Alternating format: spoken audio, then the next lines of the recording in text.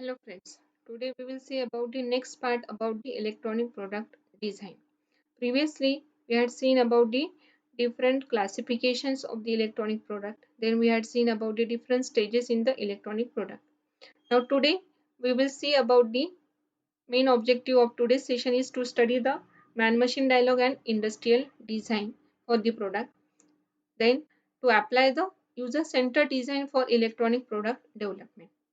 So first we will see about the man-machine dialogue and industrial design. Now you know that the for any product design users are the very important. So there should be the interaction between the users and the company. So the interaction between user and electronic instrument is very necessary because users are handling that particular instrument or the product. So the interaction should be proper between them.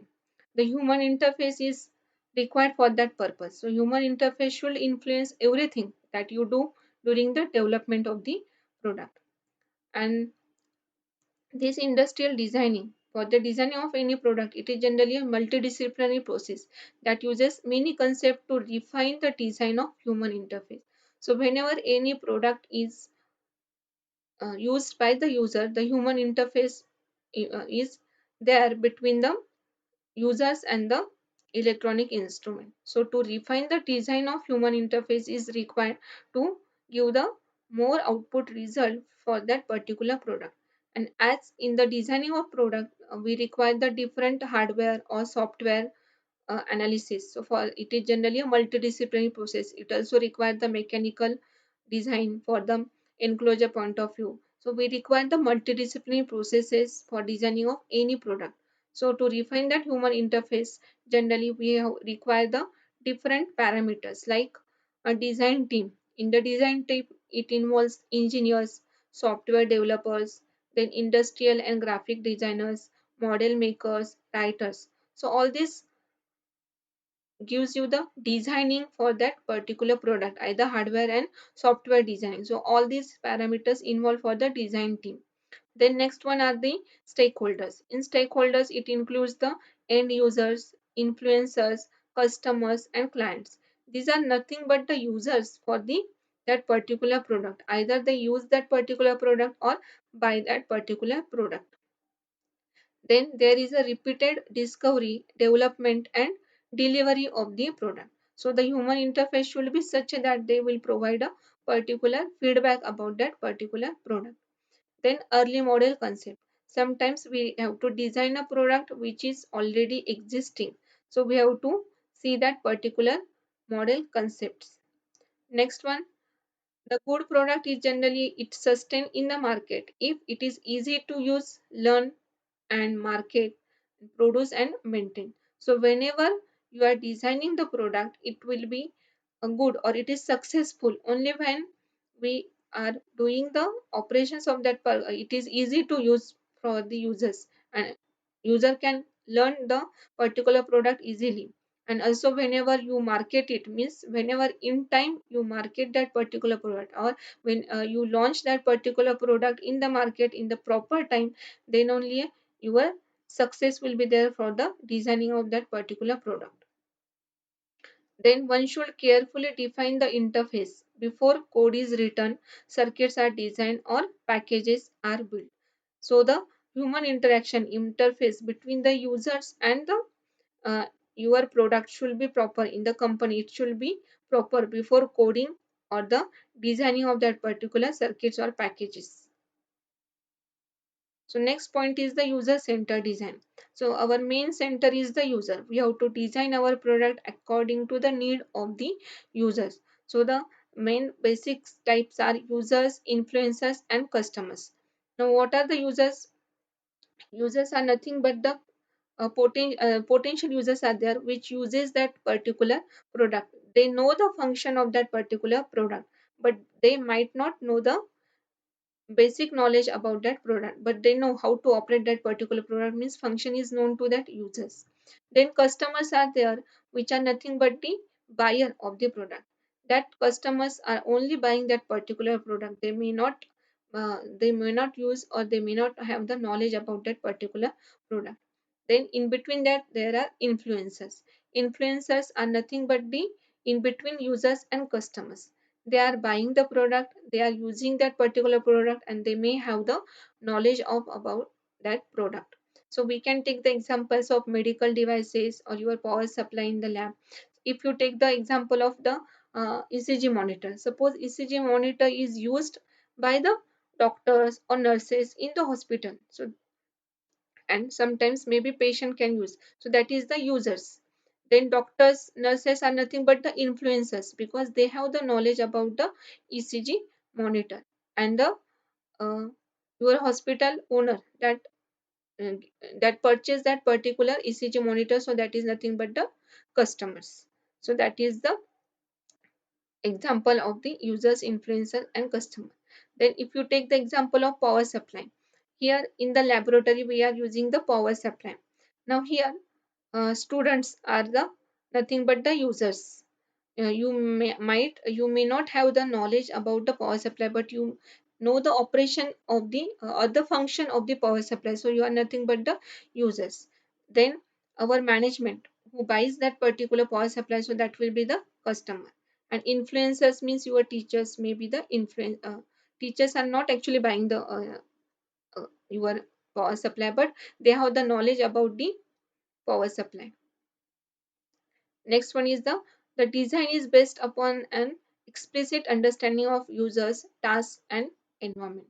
So your design should be such that it will understand by the user the different operations that to be taken by the product that should be performed properly by your designing, and the product should be operate properly in the environment in which is to be used.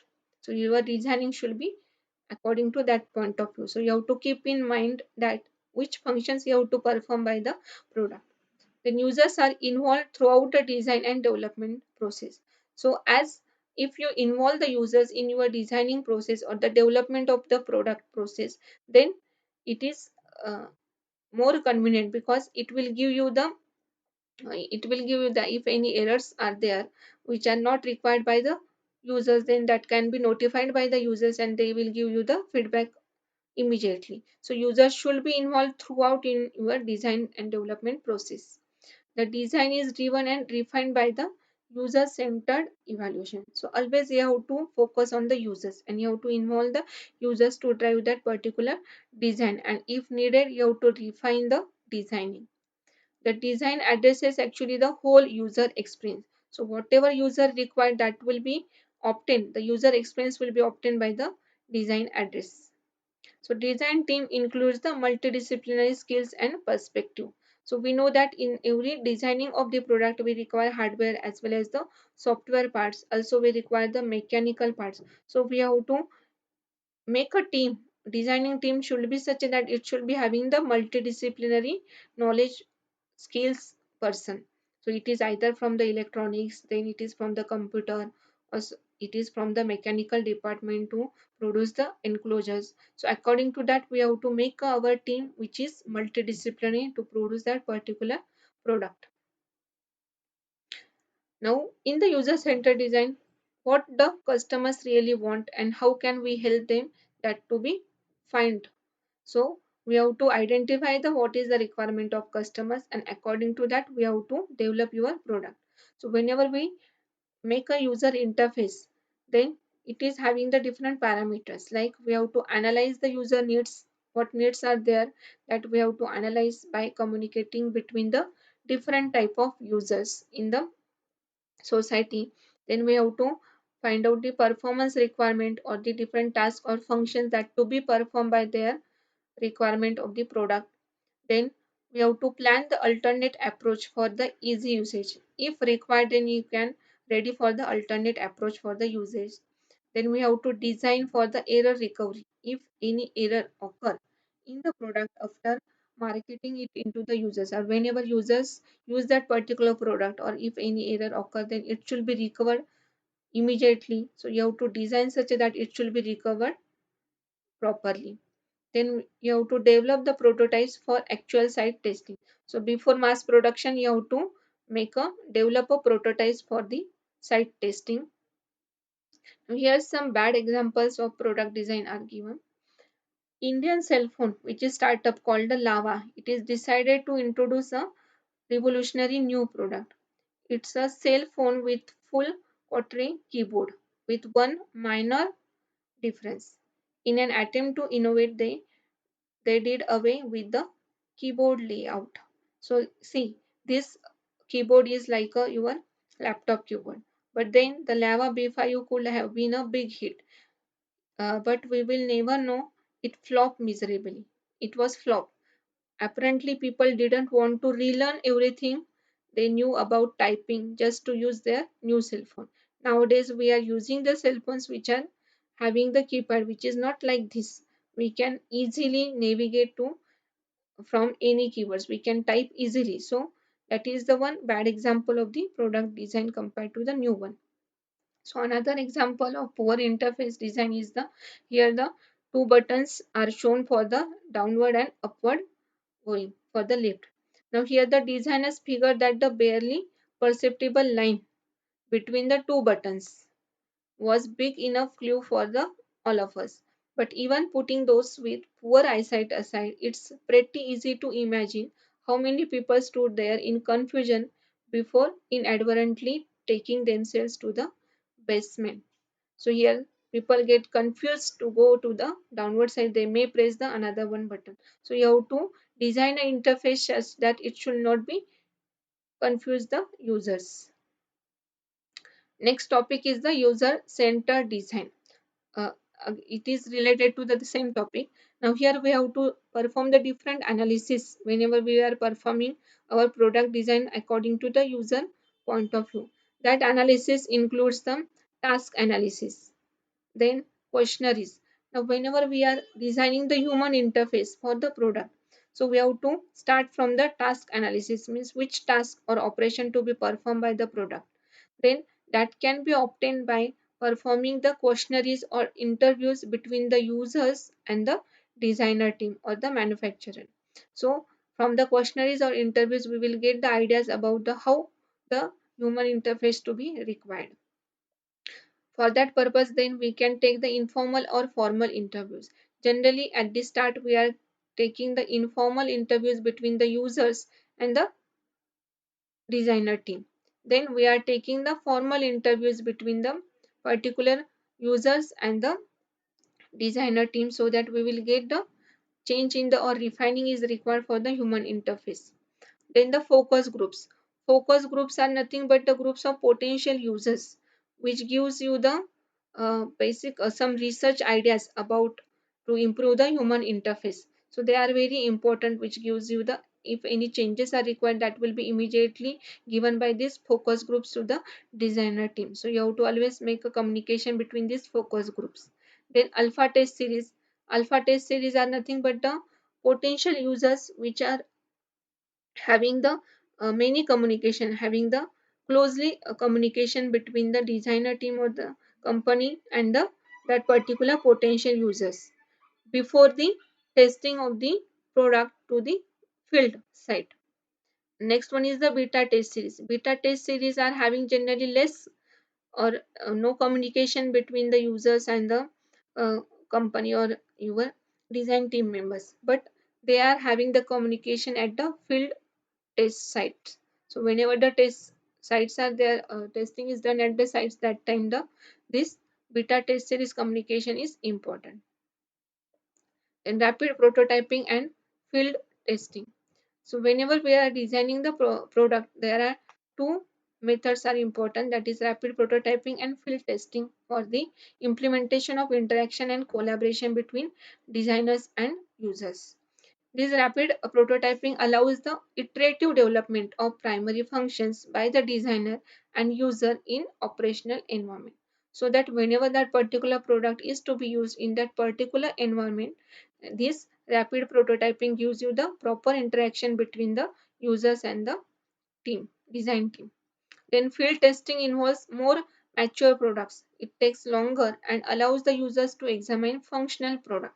So by the field testing, users can examine the functionality of the product properly. Now here we have to avoid some common pitfalls that are first one is don't deviate from the expected behavior unless strictly necessary. So always you have to keep in mind that what function or what behavior is required from that particular product. Then according to that point of view only we have to design a product. Then you have to perform the testing products in real life situation before taking to production. So that we have seen for the pilot production batch. Then more eyes are better. Sometimes other people will see things just because they are not as deeply involved in the design process. So we have to we said that we have to take consideration into the users. We have to involve the users into the development process, so that these eyes which are not involved in the design process, they may give you the some, if any errors are required, they may give you the some idea about that one. Then the customers are sensitive. A product might perform as advertised, but nobody will buy i- if the product offends them. So you have to design a product such that it should give you the function as the customer required. If it is not as per the customer requirement, then it will not buy by the customers, and it should be launched in a time as per the requirement from the users. Now the reference book for these topics is the Electronic Instrument Design by Kim Fowler, which is from Oxford University Press, and it is covered in the topics from 4.1 to 4.3. So you can refer this book for these topics. Thank you.